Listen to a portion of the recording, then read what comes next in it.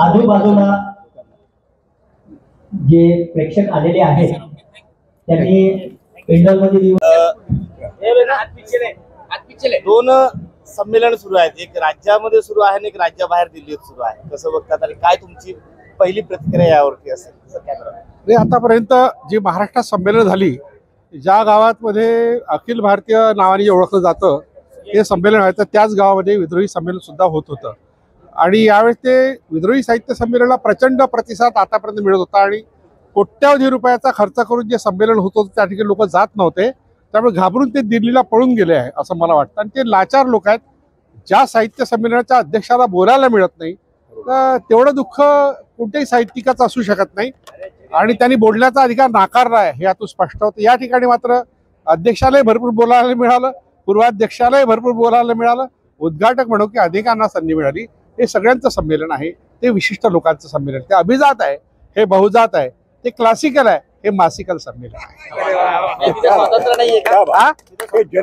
स्वातंत्र्य कुठे आहे? त्यांना फोटो पहा ना, मोदीचा फोटो आहे, फडणवीसाचा आहे, आणखी दोन बुरट्या चोरांचा आहे, पण ताराभावांचाच फोटो नाही तिथे.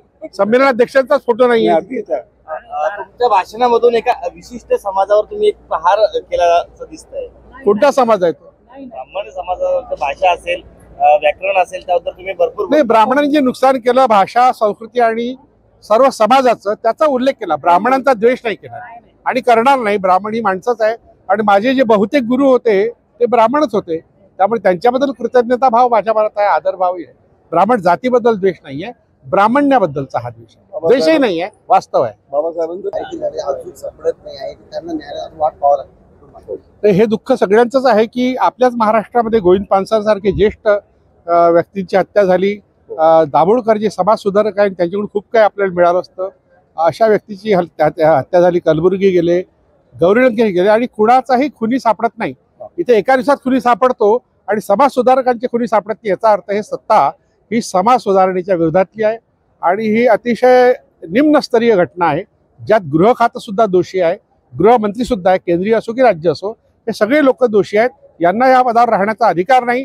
त्यासाठी जनतेने त्यांना पायउतार केलं पाहिजे. ज्याप्रमाणे श्रीलंकेमध्ये कम्युनिस्टांनी क्रांती केली, साम्यवादी क्रांती झाली आणि तिथल्या सत्ताधीशांना हाकलून दिलं, तसं यांनाही घराच्या बाहेर काढलं पाहिजे. मी श्रीलंकेत मुद्दाम गेलो आणि त्या ठिकाणी पाहिलं की ज्या सत्ताधीशांना बाहेर काढलं ते घर पाहिलं मी.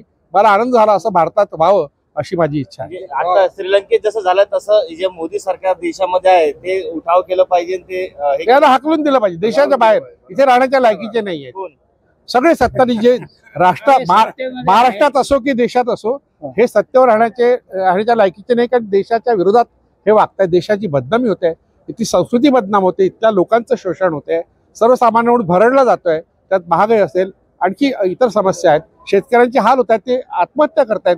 त्याचं दुःख कोणाला नाहीये. शेतीमालाला भाव मिळत नाही, इतकी मोठी एक गोष्ट आपल्या देशात होते. त्याकडे कुणाचं बेरोजगारी मोठ्या प्रमाणात आहे. या सगळ्या समस्या सर्वसामान्यांच्या आहे. यांच्या समस्या यासाठी नाही की त्यांना रोजगार मिळालाय. अदानी आणि अंबानींनी त्यांना रोजगार दिलाय सगळ्यांना. बऱ्याच पत्रकारांना सुद्धा दिलाय, बऱ्याच टीव्ही चॅनलला दिलेला आहे. त्यामुळे ते काही हे सत्य मांडणार नाही. पंतप्रधान हे संविधानिक पद आहे आणि तुम्ही म्हणतात की तिथूनच त्यांना हटवलं पाहिजे, उठाव जनतेने केला पाहिजे. नाही, संविधानाला मानत नाही ना ते. त्यांना तर राहण्याचा अधिकारच नाही. जे संविधानाला मानत नाही, संविधानाची फेररचना करण्याची गोष्ट करतात. नवीन संविधान आम्ही तयार केलं, ते लागू करू, जे आहे ते निष्प्रभ करू, अशा घोषणा किंवा वल्गना करतात. त्यांना त्या पदावर राहण्याचा अधिकारच नाहीये, बिलकुल नाही. पंतप्रधान नरेंद्र मोदी हे संविधान मानत नाहीये. ते कळसूत्री भावला आहे. अदानी आणि अंबानी हे त्यांचे खरे मालक आहेत आणि आपल्यावर ते अन्याय करतात. पंतप्रधान झालं पाहिजे तुम्हाला वाटतं? पंतप्रधान मी झालो पाहिजे. सत्य बोलणारा माणूस, सर्वसामान्य माणूस झाला पाहिजे, थोडा शिकलेला असला पाहिजे. नाही, राहुल गांधी हो ना हो, पण मला वाटते ना व्हावं म्हणून. माझ्याकडे डिग्री आहेत, त्याचे पुरावे आहेत माझ्याकडे. ही परिस्थिती सुधारण्यासाठी काय केलं पाहिजे असं तुम्हाला तुमचं मत आहे? नाही, लोकांनी आपली मतं बनवली पाहिजे. त्यासाठी प्रसार माध्यमांनी मोठी जबाबदारी पार पाडली पाहिजे. विद्रोही सांस्कृतिक चळवळ त्या मानाने आपल्या परीने प्रयत्न करते. हा छोटासा जरी प्रयत्न होत असला तरी ज्याप्रमाणे गढूळ पाण्याला शुद्ध करण्याकरता एक लहानशी तुरटी कारणीभूत असते, तसं तुरटीचं काम विद्रोही साहित्य सांस्कृतिक चळवळ करते. पण पुढे आपल्याला चांगलं चित्र दिसेल, निवडणुका असो की समाजकारणात असो, अशी आशा करा. वंचित उपेक्षितांचं राज्य. हे उपेक्षितांचं